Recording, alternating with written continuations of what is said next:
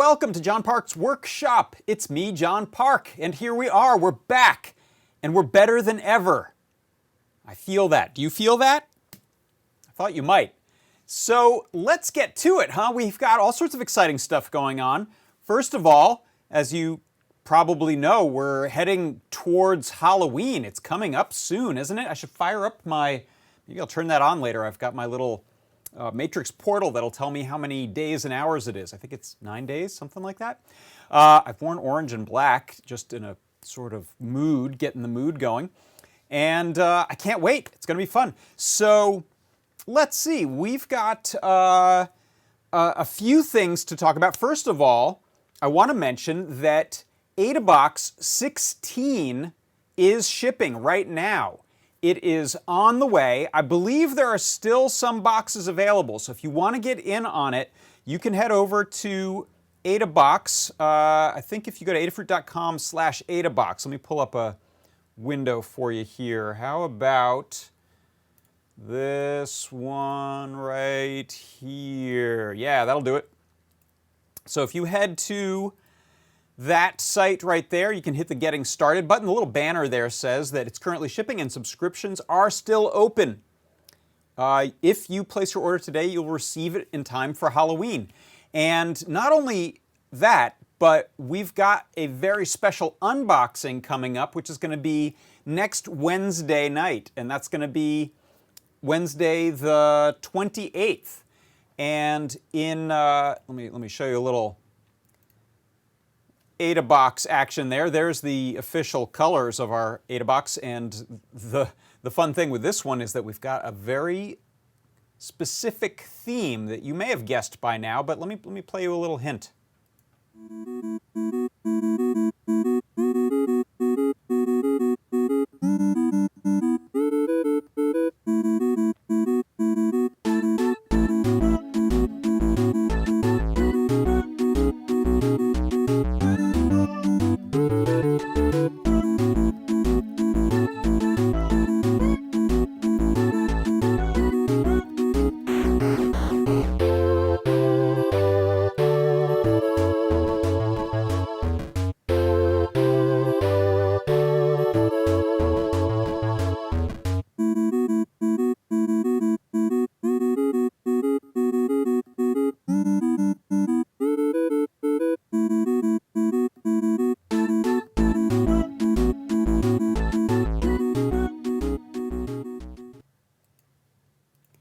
Now, one thing you'll note is that if my video playback is strange today, you should hear it just fine, but I'm weirded out because my machine has decided to play it back with very stuttery audio. So sometimes I use those sound cues to know when it's gonna finish up. So let's see. So the AdaBox unboxing is going to be Wednesday, and the time is going to be 7 o'clock Eastern time.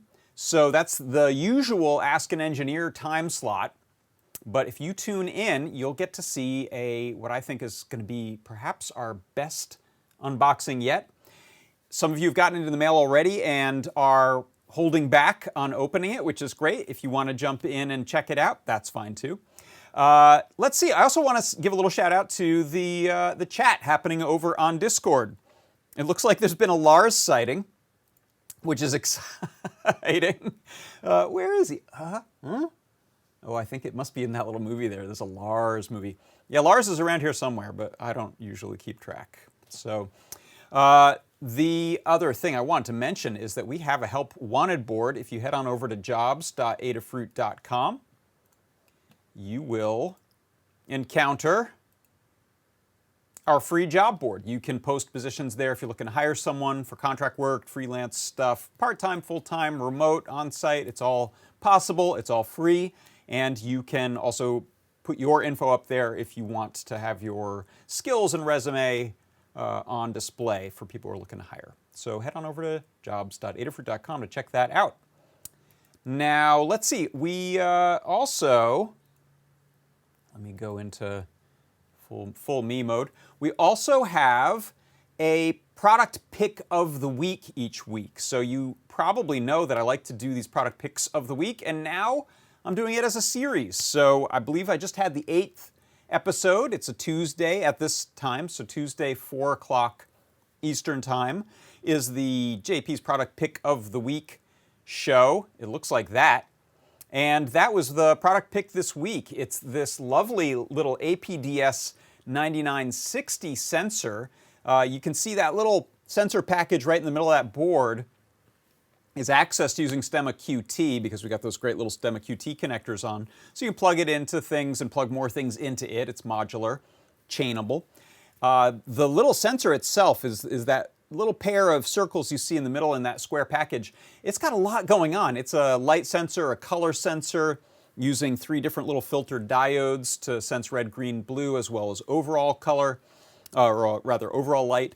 It has proximity sensing, and the thing I demonstrated on the pick of the week is the ability to use the grid of gesture sensing. So it has essentially 4 little sensors that see reflected IR light, and it can therefore tell based on the pattern of strength of that reflection what direction you're moving your hand in. So in fact, I'm going to show you a little playback of the product pick of the week this week, a little 1-minute recap.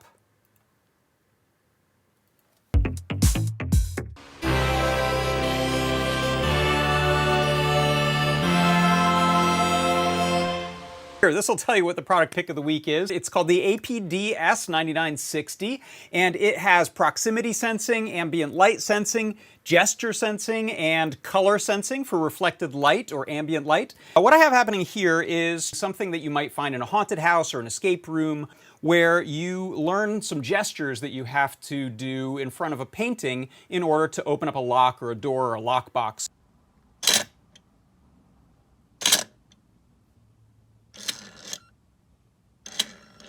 And like I said, it also does regular proximity sensing and it does ambient light sensing. So there's a lot of different things that you can use this board for. And there it is, my product pick of the week, the APDS 9960.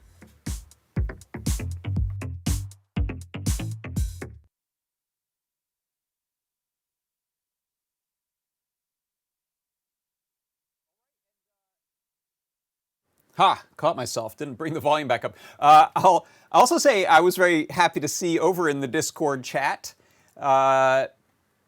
P. Curry in a Hurry said that they literally impulse bought about $90 worth of gear while impulse buying the product pick of the week. That is our goal. We like to be transparent about this. We're trying to keep the lights on and the people employed at Adafruit, and so we're really happy to see that people are enjoying checking out a cool new product of the week and going and buying it, and maybe lots of other stuff.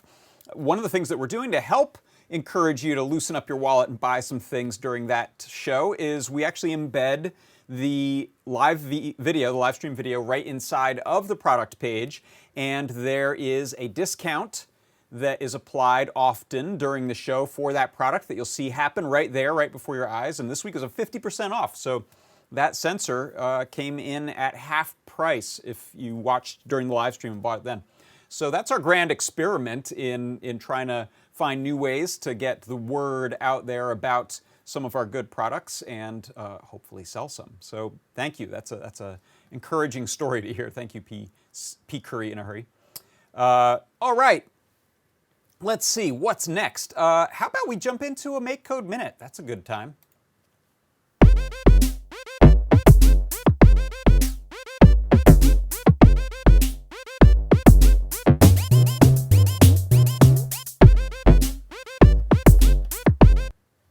All right, let me do some setting up here. How about me there and things down here. Move that down for you so you can see it. There we go, that should work. All right, and pull my MakeCode. All right, so for the MakeCode Minute today, what I wanted to show is something inside of maker.makecode.com that allows us to use a variety of different boards. In this case, I'm using the Circuit Playground Bluefruit. And in fact, if you look at my little camera here, I'm using 3 of them. The reason I'm doing this is that you can use the radio blocks to send messages over the Bluetooth radio among the different boards. And one thing I'm showing this time is this notion of setting radio groups. So we can essentially carve out channels for different boards so that we can send a message just to the channel 1 boards or the group 1 boards and a different message over to the channel 2 boards. So what I've done, I'll show you a little live demo.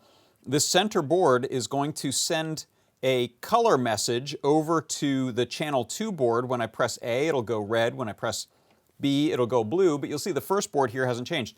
If I flip my little switch to the left, now I'm sending only messages on channel 1. If you look here in my MakeCode session, how this works is initially we set the radio group to 1, and then when I press the button A, it'll send a message called message 1. If I press B, it'll send a message called message 2. What happens when a message is received? If message 1 is received, we go red. If message 2 is received, we go blue. So far, that's pretty standard. But what's changing is as I move that switch left and right, we set the radio group either to 1, or I've decided to use 255 just to show off how many of them there are. And so the radio group of the receiving and the sending will have to match for those messages to be received. So if I send this over to the right, that's going to only send on channel 2 or group 2, and this one is already to the right, so it's set to receive on that channel. And now if I set them both to the same group, we should see them both update. So that's a fun way to set up different types of little remotes using the Circuit Playground Bluefruit right inside of maker.makecode.com. And that is your MakeCode Minute.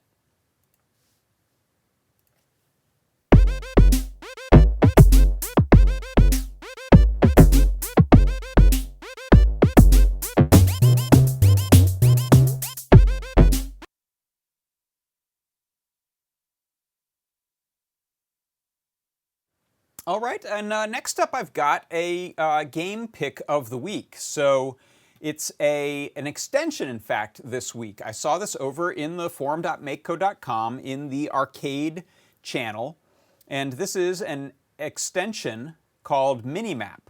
And someone was checking this out. This is actually an extension by Microsoft, I believe, by the MakeCode team. And I had never seen it before. I missed this, but this is really cool. If you check out the example game that our poster, in this case it is Darzu, posted. Here is a little game. Oh, I just lost it immediately. Let's restart the game. Uh-oh. Let's see if we can get it to start happily. Oh wow, it's doomed. All right, well, let's click this link and start it over again. So actually what you can see, if you look in this GIF here, this is an extension that uses the tile map that your game level is based on and allows you to create a little miniature map in the corner. And you can see it demonstrated here. We have this little ship that's sailing around, and it's possible, pressing a button in this case, to show where you are on that map without having to create any extra graphics, which is pretty great. So if you change your level map, your mini map goes along with it, which is really terrific for games with a large world. I'll give it one more shot here. Let's try launching the game here. I don't know why I was deciding to bail immediately. Oh, you know what I'll do? I'll look in. Oh, I've killed it. Hold on one second. I won't give up. Let me go back to find that. So I'll show you forum, MakeCode, extension. Sometimes people post an update later in the forum post. So let me just see. That might have been a bug that was noted. Either that or I'm cursed. I'll click the Edit Code button, which will allow us to jump over here. And I might use the beta. That sometimes is the answer. So I'm going to switch. Whoops. I'm going to switch that to beta while I'm in there. And that's a good sign. It's restarting in its the default state that I expected. So we can go full screen with this now. Okay, so it asks you to name your boat. I love that. So I'm going to click in here so I can use the little D-pad. We'll have a boat named Bob. R. And, okay, Bob sails again. So now I believe when I find... Okay, you got to avoid those, but when I find some treasure of some kind, we'll see the mini-map show up. There may be another way to get the mini-map up, but I didn't see it. No, nothing's turning it on.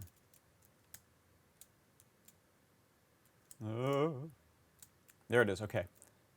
So now I think that's me finding the mini-map, and now you'll see there's a little red blip following my ship around on that map. So let's say we want to head over to these little islands over here. They appear right on our mini-map, which I love. So that is the mini-map extension running inside of MakeCode Arcade, and that is my MakeCode Arcade game pick of the week. And I've closed it again. Let me bring that back up to show you.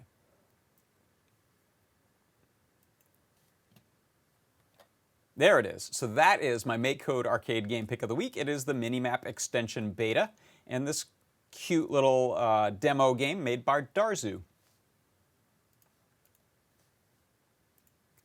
All right, let's see. So what else have we got? I actually don't have a new project of the week that I had, whoops, let me come back here.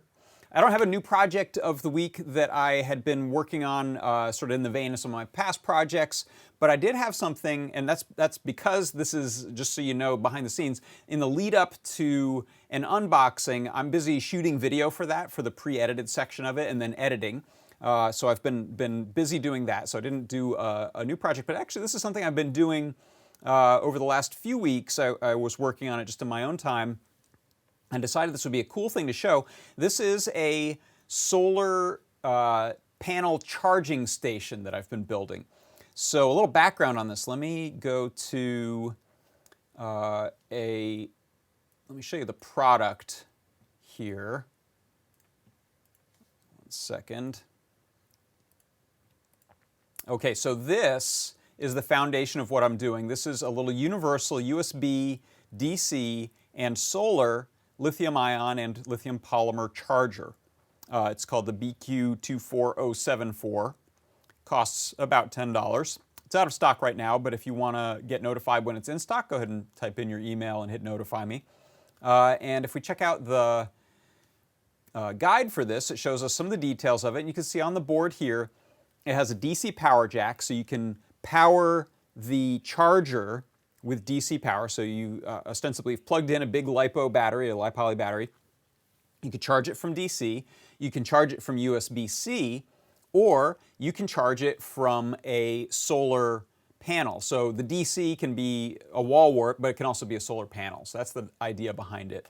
And the way I'm using it, and this is a pretty good way to use it, is not just as a solar charger for this battery, but you'll note on there there's a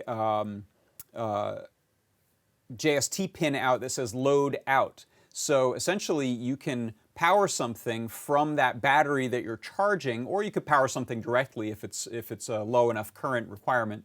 But I believe the sort of optimal way, and the way I'm using it, is that I have a battery in there that's being charged by the solar panel, and then something else is being plugged into another circuit. So the circuit that I'm using on my load out is a power boost. So I'm using a power boost 1000, which gives me 1 amp charging at about 5 volts.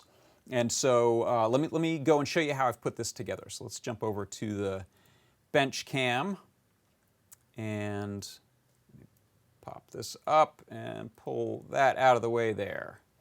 There we go. So actually I was just charging it with USB-C right now because it was a bit depleted. It's cloudy out today. But I'll pull that out because that's not normally how I'm using it. And let me bring the camera in closer. So you can see I've got this really nice solar panel. This is our huge, we call it the huge 6-volt, 6-watt solar panel. And this is made by Voltaic, and the idea behind these is that it's used in their They sell them standalone, but it's also for their backpacks and bags that have sort of an incorporated charging system. So I'm going to zoom in a bit closer here on what's going on. So first of all, you'll see I've got this nice little sort of water-resistant case. It has a little gasketed lid. It has some screws, hefty long screws that screw it down in place. And then it has a, these are sort of water-resistant cable gland, they're called. I hate that word, but there you go. So if you feed a wire through there, as you screw this down, it'll tighten a little rubber gasket around that wire if it's of the right size. I'm not planning to put mine out in the rain, but it's nice to have a place to put this. And it also has flanges that can be screwed down onto something if you want. One of the ways I've been using it is to simply provide some shade for that stuff using the panel itself, because you don't want these batteries to get too hot. So we have the solar charger board here, and you'll see that is plugged in with this little DC power plug that comes from the voltaic panel.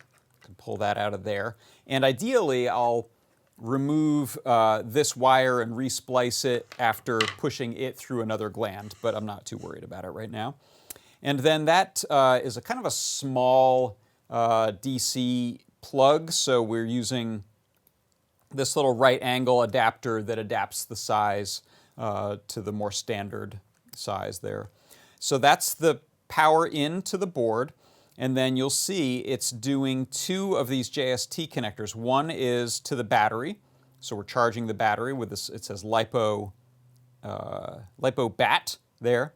And then load out, that is plugged into one of our little Power Boost 1000s there. And so you can see this has what we call the battery in, so that Power Boost, let me see if I can get any closer here. There we go. So that Power Boost normally expects to have a battery plugged in, but we're using this little man in the middle here. And then I just used one of our little USB panel extension cables here to get a sort of standard USB-B outside of the case. And this is one that has little female headers, so I added some male header pins, right angle header pins to this. And in fact, I wasn't quite sure if I was going to use it this way, so I didn't commit to it and solder it. So these are actually just kind of pressed in there, but they've managed to, just through some mechanical force, stay nicely plugged in. But eventually, if I commit to that, those need to be soldered. And these have little plugs. It's 4 wires, so it's got the data lines, which I'm not using, and then the ground and power, which I am. And so that just kind of tucked in pretty neatly into this case. So if I plug this back up through here, you can see actually the right angle connector helps me a bit with some of the management of space. That fits all kind of nicely there. And this has a little bit of clearance, which is good. So I'm going to take those screws out there. I can push this little gasket back in place. It likes to fall out. It got a little stretched, I think. All right, so that fits satisfyingly right onto there, into the grooves, and then we can throw these screws on here. And I like these cases. We sell these in the Adafruit store. I forget what we call them. It's probably like weatherproof project enclosure or something like that. If anyone wants to find that in the chat, put a link in Discord. That would be great. I think we have these in a couple sizes too, so you might want to check. I don't know. I don't think this says what size it is. So that's my setup, and so I've been just putting that outside like that, so you can see I've got a little shade for the box itself, and then I can plug pretty much any USB cable in there. So right now, just as a demonstration, there's probably not much coming in from my overhead lights. They're mostly LED lights, so I don't think they provide a lot of juice to that solar panel. But the battery itself is fairly charged, so that should give us some power for our clue here. So in a very eco-friendly team up here, I've got my solar charger station. And I've got this little plant friend I built, which my daughter asked for something to use to check the moisture level on plants. So I did a version of one of our Clue projects using this little I2C seesaw stemma. It's temperature, I think. Yeah, both temperature and moisture sensor. So you plug that down into a plant, and it'll tell you the moisture. And we have level settings for that that turn the colors red, I think, if it's too low. So this will allow you to plug pretty much anything in. The one downside is that the power boost is the Power Boost 1000, which is a 1 amp max. So some devices just won't charge at all, or they'll just charge slowly. So you could definitely do some work on that to get a different charge circuit in there. I don't know, hoping maybe Lady Ada, if you're listening, will do a successor to the Power Boost 1000C at some point that's maybe 2.4 amps, something like that. That would be awesome. And maybe switch over to USB-C on it.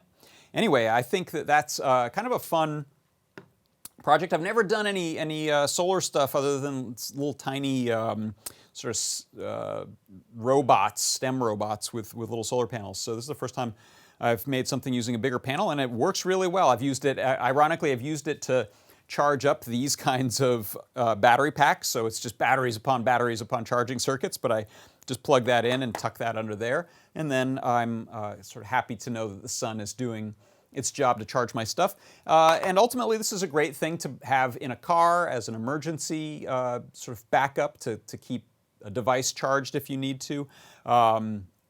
Take it camping, have it in your go bag, that sort of thing. So that's the project that I built, and maybe at some point I'll, after this unboxing, maybe I'll take a minute to document this thing and put it out as a Learn guide, do some fritzing diagrams and things, and actually discuss it with Lady Ada to make sure that I'm doing it the best way possible. By the way, there are, on our little solar charger board, there are jumpers for adjusting the charge rate. So I think I have it at the default, which is a 1 amp charge, but I should slice that and bridge the one for 1.5 so that I can charge faster, because I think that battery can handle that. And this one is, I think, our 4400, or is that the 66? Yeah, that might be a 6,600 milliamp hour battery. That's the 3-cell one, yeah. So that's the biggest one that we carry. So that'll carry a charge for a long time. All right, so that's my little project build. I hope you enjoyed that. And if you've got experience with solar stuff and have ideas on improvements for that, I'm always interested to know, because I'm new to it, and I know there's a lot of people who have a lot more experience doing solar stuff that might be able to chime in. So I'll check these comments out a little later, but yeah, good stuff. Power amp 5000, that would be nice. All right, so let's see. I think the only thing remaining is I just want to put another plug in for our upcoming AdaBox unboxings. That's going to be Wednesday the 28th at what time? 8 p.m. Do I have that right? 8 p.m. Eastern Time, 5 p.m. Pacific. I got that right, right? I'm terrible with those times. I think I did. If I didn't, someone will tell me in the chat. Let's see. And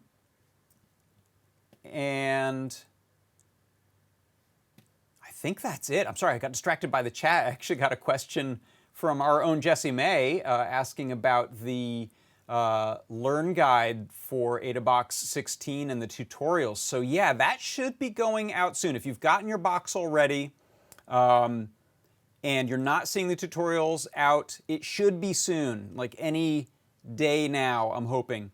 We don't want to spoil the surprise for people by putting them up. That gets a lot more, it's sort of hard for our systems to not automatically tweet things. So I think to avoid spoilers, we don't want to put that info out quite yet. So if you've gotten your AdaBox, you might not be able to go to one of the links that's listed there yet. But yes, definitely by the unboxing, by next Wednesday, we will have those up. So that should answer that question for people.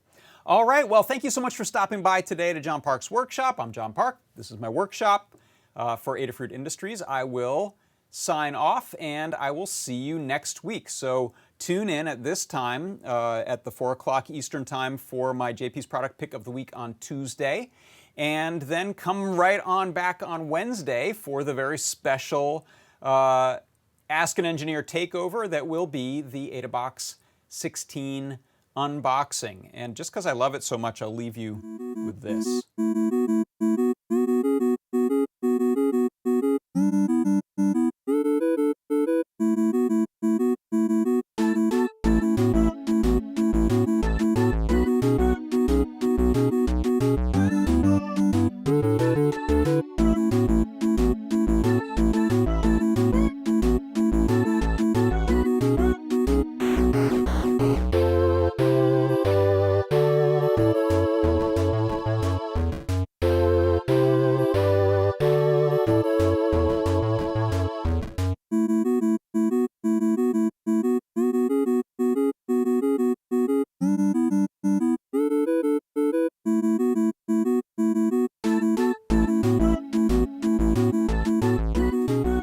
I love that. Have you guessed the theme yet? I hope so. If not, you're in for a doozy. All right, thanks everyone. Bye-bye.